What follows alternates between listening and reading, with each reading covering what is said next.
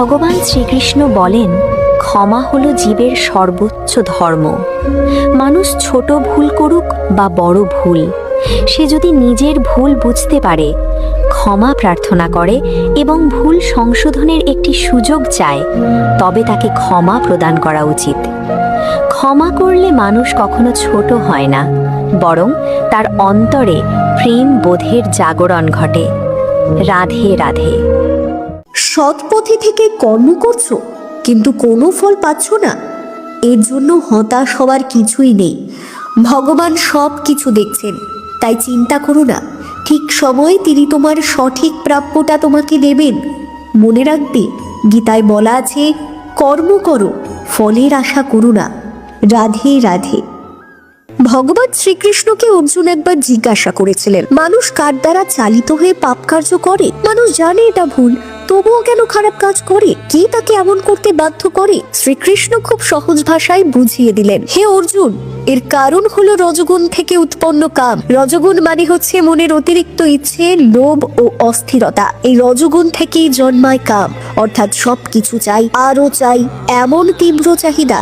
আর এই কাম পূরণ না হলে তৈরি হয় ক্রোধ। এই কাম ক্রোধই মানুষের বুদ্ধি ঢেকে তাকে পাপের পথে নিয়ে যায়। অর্থাৎ ভগবান কাউকে পাপ করান না, মানুষের নিজের ভেতরের রজগুণ, সেই অতিরিক্ত ইচ্ছে ও লোভ তাকেই ভুল পথে ঠেলে দেয়। আজও যখন কেউ খারাপ কাজ করে, আমরা ভগবানকে দোষ দিই, কিন্তু সত্য হলো দোষ ভগবানের নয়, মানুষের ভেতরের সেই রজগুণের দোষ। মনকে শান্ত রাখতে পারলেই ভুল থেকেও নিজেকে বাঁচানো যায়। এই পবিত্র গীতা মাসের অনেক শুভেচ্ছা সকলকে। গীতার বাণী শ্রবণ করুন। জয় শ্রীকৃষ্ণ। শ্রীকৃষ্ণ বলেন, কখনো নিজের মনকে খারাপ করো না।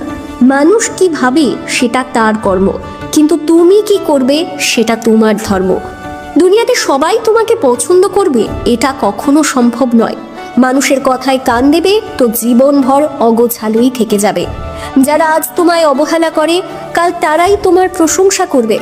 যখন সময় বদলাবে, মানুষের ভাবনাও বদলে যাবে। মানুষ ততক্ষণ তোমায় ভালো বলবে যতক্ষণ তোমার কথা তাদের হিসেব অনুযায়ী হবে। যখনই তুমি তোমার রাস্তায় হাঁটবে, তারা তোমার আলোচনা শুরু করে দেবে।